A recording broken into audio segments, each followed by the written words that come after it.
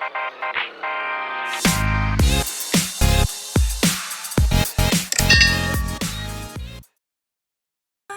aku sudah lulus, jadi aku tuh lulusnya sekali. Waktu itu aku kan tes 2 kali ya guys ya, karena yang pertama gagal. Dan itu waktu itu kalau nggak salah biayanya, kalau nggak salah berapa ya, 30 euro atau berapa gitu ya. Nanti kalau untuk biaya nanti aku akan kasih tau kalian akhir nanti ya. Ini ada notanya nih, aku akan kasih tau ke kalian berapa sih harganya. Tapi yang pasti waktu itu, oh ini nih, jadi kalau misalnya kalian harus ngambil rendezvous atau kayak perjanjian ya, rendezvous gitu ya, buat kalau misalnya kalian mau bikin tes. Jadi ini aku masih simpen nih guys, ini waktu aku masih mau jadi harus datang 15 menit sebelum tesnya itu dimulai ya guys ya. Jadi aku ngambil 2 kali karena yang pertama gagal. Jadi itu dari 40 soal itu guys, jadi aku udah ngasih tau ke kalian gimana sih sistem. Jadi sistem pilihan ganda, tapi pilihan ganda nggak kayak di Indonesia A B A B C. Yang bener A B, tapi yang kalau kita pilih cuma A berarti salah ya, itu ya guys ya. Jadi sistemnya seperti itu, 40 soal, ada waktunya sekitar 20 detik atau 25 detik, aku juga lupa. Yang pasti itu nggak terlalu lama ya guys ya untuk mikir jawabannya itu.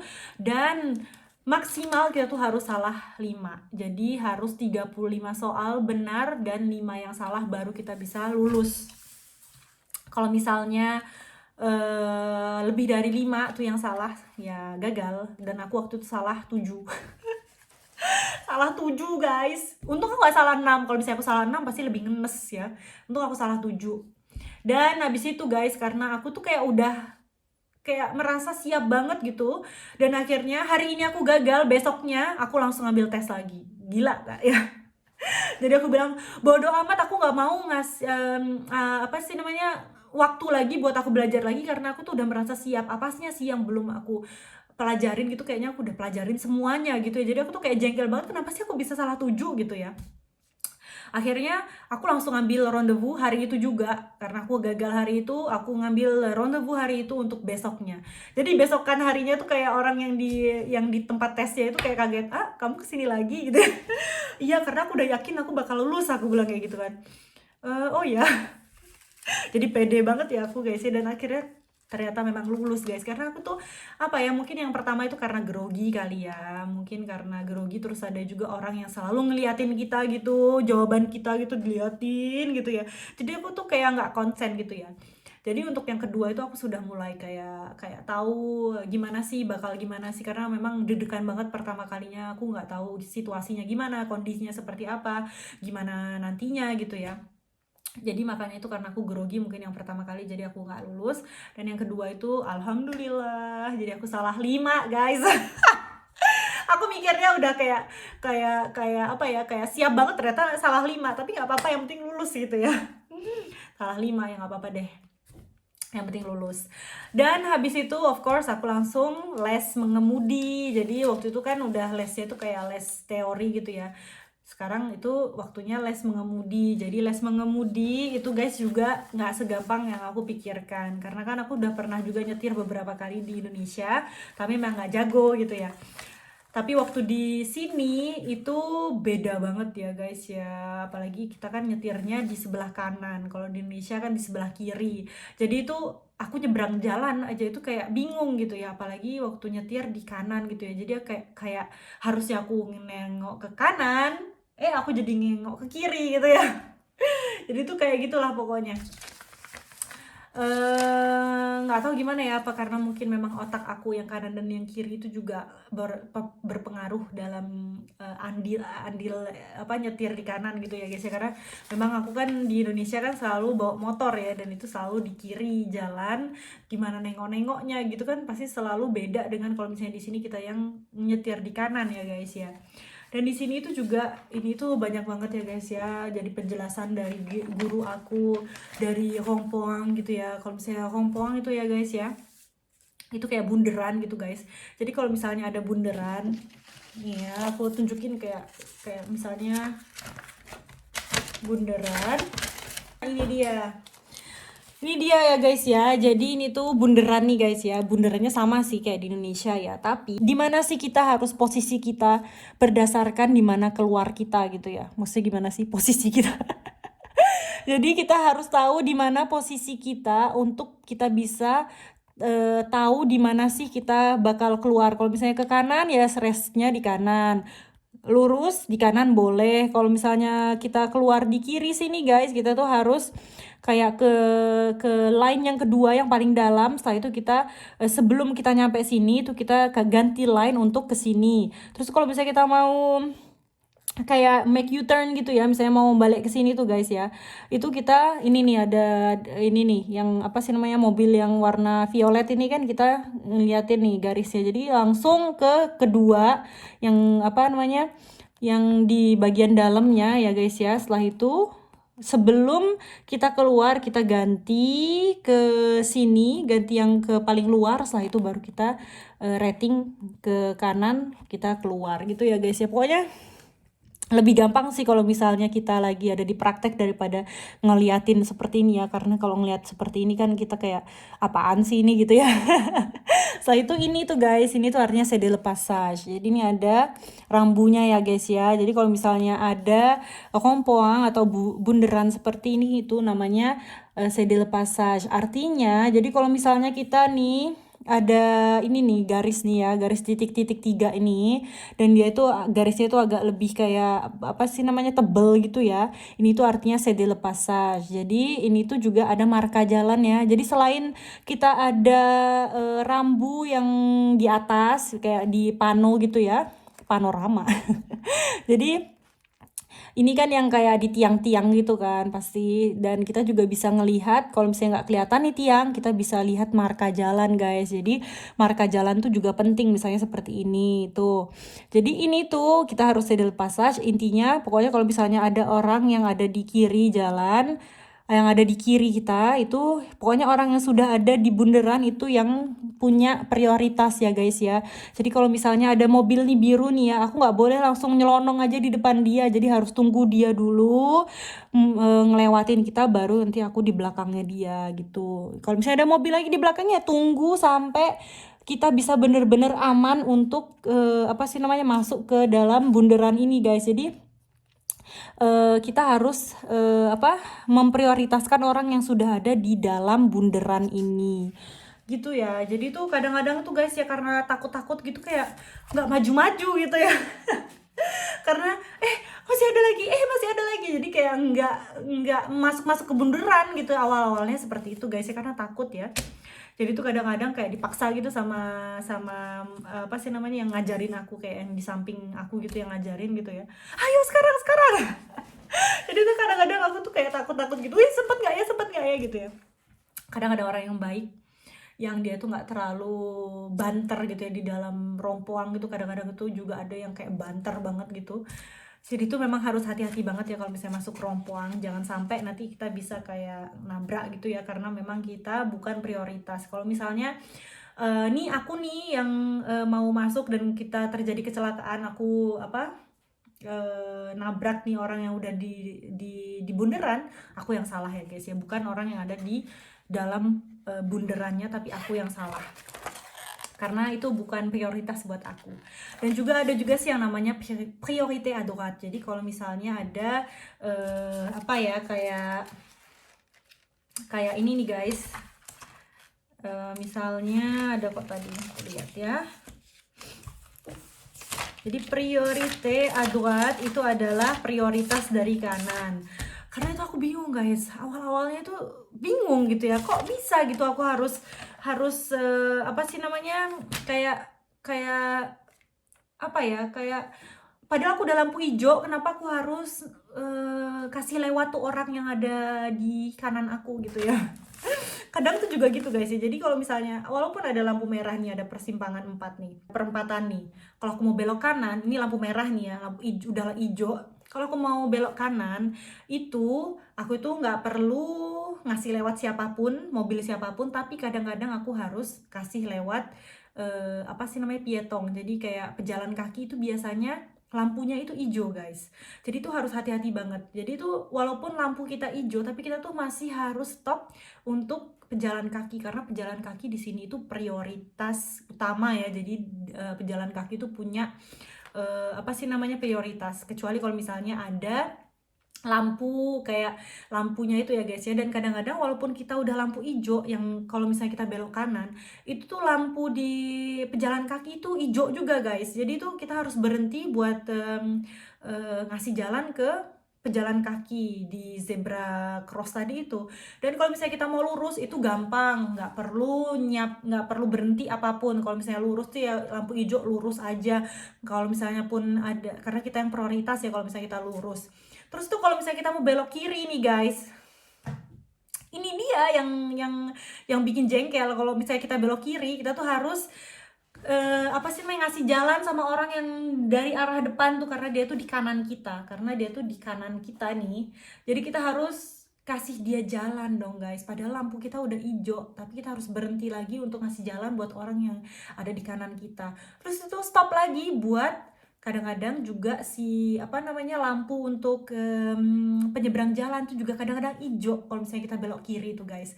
Jadi tuh kadang-kadang kalau misalnya belok kiri itu harus berhenti 2 kali. Satu untuk ngasih jalan buat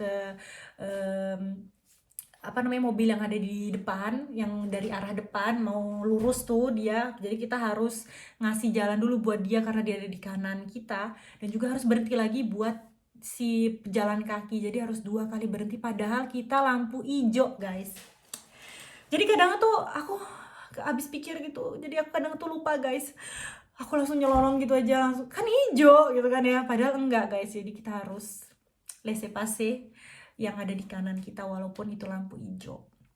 Dan kalau misalnya nggak ada lampu gimana? Tetap aja kalau misalnya nggak ada lampu tuh pasti, kalau misalnya nggak ada tanda-tanda kayak priorité à droite. Jadi priorité à droite itu panonya kayak segitiga, ada crossnya itu guys. Ini priorité à droite. Jadi ini itu adalah kayak c'est de le passage gitu ya, kayak priorité à droite. Kalau misalnya ada jalan nih ya, terus itu ada jalan di samping kanan, itu biasanya walaupun nggak ada pano ini itu tetap priorité à droite. Jadi misalnya nih ada jalan lurus aja gitu guys ya, terus tuh ada jadi pertigaannya, padahal tuh nggak pertigaan juga sih. Pokoknya kita harus ngelihat itu jalan kayak jalan private atau bukan jalan private. Jadi kalau misalnya jalan private, of course itu bukan priorité di kanan ya, prioritas kanan. Tapi kalau misalnya itu kayak jalanan biasa gitu, kayak yang dari kanan gitu, kita harus berhenti loh guys. Padahal kita tetap apa ya namanya ya, biasanya sih kalau misalnya udah kilometer vitesnya, kalau misalnya kecepatannya itu lebih dari 70 kilometer per jam. Jadi itu juga di sini juga banyak banget ya guys ya, seperti itu ya. Kayak misalnya di sini tuh banyak banget kayak batas kecepatan yang ada di jalan-jalan.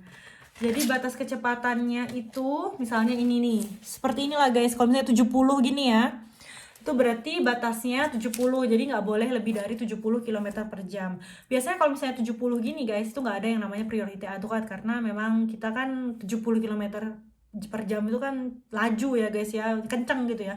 Nggak mungkin kita berhenti gitu gara-gara ada orang yang mau lewat dari kanan. Tapi biasanya itu kalau misalnya udah 30, terus itu 50 km per jam limitnya gitu guys, pasti itu ada banyak banget priorité à droite. Dan di sini tuh kalau kalian mau tahu, di situ banyak banget di Cannes-sur-Mer, itu di kotanya itu banyak banget priorité à droite. Kadang itu nggak ada panonya, itu pasti priorité à droite. Dan makanya harus hati-hati guys. Karena kenapa? Karena kan kalau misalnya kita nggak tahu tuh priorité à droite, kan kita lurus aja. Kalau di Indonesia kan yang lurus itu yang kayaknya lebih punya prioritas gitu. Tapi ini nggak, yang di kanan yang lebih punya prioritas. Aku juga nggak tahu kenapa, tapi ya seperti itu. Terus itu juga di sini banyak banget yang ada marka jalan, biasanya kayak putih line gitu ya guys ya, gede gitu, itu stop. Dan biasanya juga ada panonya stop gitu ya, yang pano stop ini ya. Ini itu guys penting banget. Kalau misalnya aku nganter Evan, itu ada kalau nggak salah 6 stop yang aku harus taatin. Kalau misalnya aku nggak taatin guys, kayaknya aku harus langsung bye-bye sama ini, karena kalau nggak salah 6 deh poinnya. Jadi di sini tuh ada sistem poin. Misalnya kalau misalnya kita nggak taat gitu ya guys ya, dan kebetulan pas itu ada polisi, kita nggak pakai rating, kita nggak stop waktu ada pano stop, waktu kita nggak céder le passage, orang nggak apa sih namanya, nggak kasih orang jalan waktu kita harus kasih orang jalan, atau mungkin biasanya di situ banyak banget yang namanya apa sih namanya, ini gimana sih, dari tadi aku itu mau nutup ini tapi kok itu kalau misalnya kena flash gitu ya guys ya, misalnya 70 km tapi aku jalan 75 km per jam, ya pasti aku kena flash, dan itu kayak nge-flash gitu plat mobil aku, dan juga kayak kadang tuh juga bisa kelihatan siapa sih di dalam situ, karena biasanya kan misalnya nih mobil aku tapi ternyata Julian yang nyetir, karena kan suami istri jadi boleh ya guys ya. Misalnya kalau enggak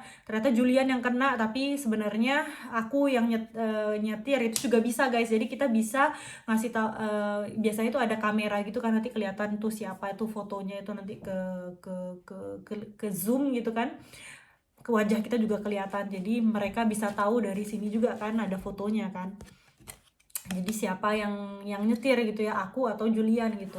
Jadi kita kayak nggak bisa bohong juga gitu.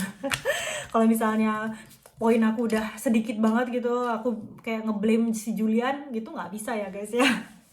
Nggak bisa. Jadi sekarang itu guys, aku punya cuma 6 poin doang selama 3 tahun masa probasi ya. Jadi masa probatoire selama 3 tahun. Dan kalau misalnya aku nggak ada melanggar apapun, karena misalnya aku nggak kehilangan tuh 6 poin selama 1 tahun, jadi tahun depan gitu guys, kalau misalnya aku nggak ada kena poin apapun gitu, aku nanti dikasih 2 poin. Jadi tahun depan nanti aku bakal dapat 8 poin. Terus tuh next lagi tahun kedua, kalau misalnya aku nggak ada ngelanggar apapun, nanti aku juga bisa dapat 2 poin lagi, jadi nanti ada 10 poin. Dan di akhir tahun, misalnya tahun ketiga, mudah-mudahan ya guys ya aku nggak ada pelanggaran seperti itu, jadi nanti aku bakal dapat 2 poin lagi. Jadi nanti di akhir masa probasi itu guys, aku bisa dapat 12 poin kalau misalnya aku nggak ada ngelanggar apapun. Ya mudah-mudahan aja. Dan di sini tuh guys, nggak bisa dibohongin ya, di sini tuh ada foto aku. Di sini tuh kecil juga ada foto aku, kalau misalnya kalian kelihatan di sini nih. Tuh. Di sini ada foto aku juga. Setelah itu, nih guys, pakai nama Jonvi ya. Jadi ini bukan pakai namanya Julian ya. Aku masih masih pakai nama aku Miftahul Hasanah ya. Dan di sini itu beda kayak di Indonesia. Kalau misalnya di Indonesia itu kan kita bisa punya kayak 2 SIM gitu ya. Misalnya SIM A sama SIM C. SIM C untuk SIM motor, SIM A untuk SIM mobil gitu ya.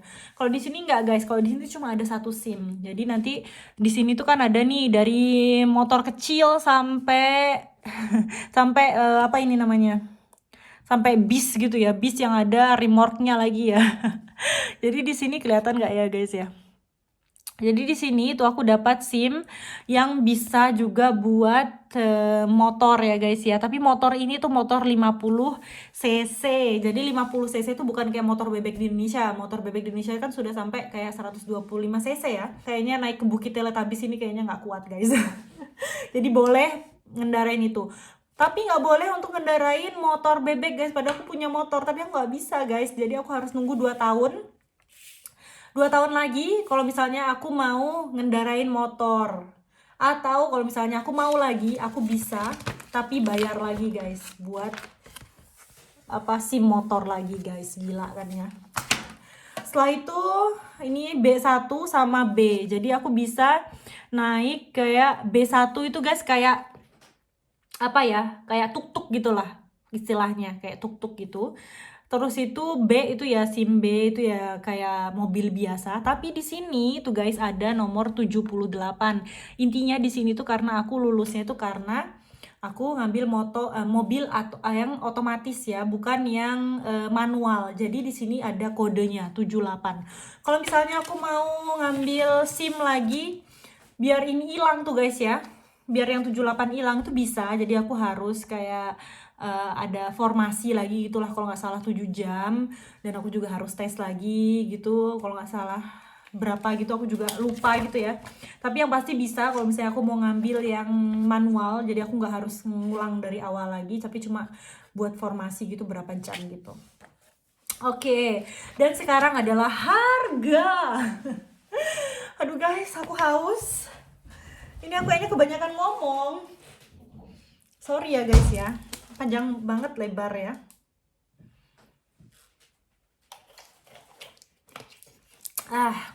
Berapa sih harganya? Jadi ini adalah harganya. Mau dijelasin nggak kan? Males banget ya. Yang penting aku sudah minta dari auto equal aku nih. Yang penting guys, aku sudah minta dari auto equal aku untuk ngeprintin berapa sih yang sudah aku bayar dari awal sampai akhir. Oke, kalian siap? Jadi ini dia. Karena awal tuh guys aku ngambil formul ya. Formul itu aku ngambil yang otomatis ya. Terus itu juga untuk code-nya juga udah 3, dan juga termasuk dengan 13 kali 13 jam atau 13 kali untuk les nyetir. Jadi itu guys aku awal tuh bayar 900 euro. Itu sudah termasuk semuanya gitu guys ya, nggak semuanya. Ini harusnya sih bisa kalau misalnya aku pintar gitu ya, 13 jam. Kalau misalnya aku udah mahir gitu bisa 900 euro doang. Tapi karena aku tuh sebenarnya, kalian lihat ya, ini nih guys, dari tahun 2017 guys. Aku tuh makanya kenapa ini Code de la Route-nya itu tahun 2017, karena aku tuh sudah mulai tahun 2017 untuk nyetir guys. Jadi termasuk lama banget ya. Kenapa? Jadi aku akan kasih tahu alasannya ke kalian. Jadi di tahun 2017 itu aku sudah mulai untuk belajar Code de la Route atau belajar rambu-rambu ini ya guys ya. Tapi ternyata di tahun 2017 itu guys, di akhir tahun itu tuh aku hamil. Jadi bukan di akhir tahun sih, itu sebenarnya Januari 2018 sih. Jadi di Januari 2018 itu aku hamil, dan aku tuh nggak bisa kemana-mana. Aku tuh kayak stuck gitu ya di kamar, karena aku pregnancy aku waktu itu HG ya guys ya. Jadi bener-bener aku tuh nggak bisa kemana-mana, nggak bisa belajar, apalagi belajar kayak gini ya. Jadi nggak ya. Jadi aku nggak belajar sama sekali di tahun 2017 akhir sampai 2018 itu ya guys ya. Jadi aku tuh udah kehilangan 1 tahun sampai aku melahirkan Evan di tahun 2018 September itu ya. Habis melahirkan tuh guys, kan nggak mungkin kan aku langsung kayak belajar gitu. Jadi ya nunggu lagi sampai Evan agak lebih besar gitu ya. Jadi tuh percuma aja aku itu kayak bayar sudah 900 euro di tahun 2017 akhir, tapi juga aku nggak ke auto equal selama 2 tahun ya. Jadi kayak 9 bulan hamil. Terus itu juga karena waktu itu aku masih menyusui Evan, dan nggak mungkin banget aku tinggal Evan guys untuk ke auto equal ini untuk belajar. Jadi aku tuh kayak kadang-kadang itu kayak ngambil waktu gitu belajar buat di online gitu aja ya. Karena di sini tuh guys aku ngambil 2. Jadi tuh ada Séance de Code, sama juga aku dapat kayak apa sih namanya, code supaya aku bisa belajar di internet gitu ya. Jadi ada kodenya gitu supaya aku bisa belajar pertanyaan-pertanyaan yang ada di internet, dan juga bisa juga ke code di les mengemudinya itu di kantornya gitu ya guys ya. Dan sebenarnya sih aku lebih suka yang waktu aku ke kantornya ya, tapi itu bener-bener harus Julian yang ngantar aku ke bawah, jemput aku ke atas, nggak ada niat banget gitu. Dan akhirnya guys aku tuh tahu ada satu orang Indonesia yang juga sebenarnya lagi tes Code de la Route dan dia lulus guys. Aku langsung kayak membara gitu guys. Tahu dia lulus, aku langsung dalam waktu 1 bulan 2 bulan tuh guys aku langsung kayak ngebet gitu.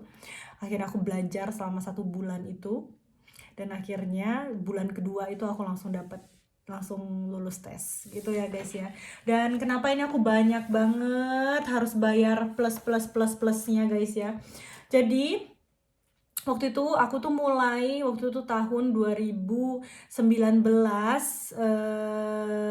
sekitar kalau nggak salah Desember atau ya nih 2019 bulan 11 bulan 12 ya. Jadi itu akhir tahun 2019 tuh guys aku sudah mulai les nyetir.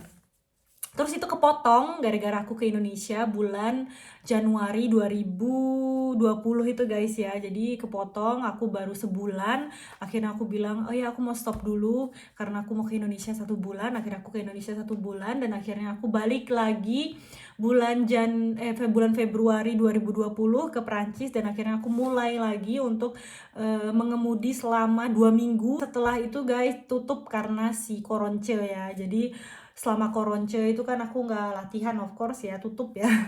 Akhirnya habis koronce itu aku lanjut lagi sampai, jadi tuh kayaknya itu kayak kepotong 3 kali gitu guys ya. Jadi tuh kayak kepotong, jadi akhirnya itu kayak mulai dari awal lagi gitu guys ya.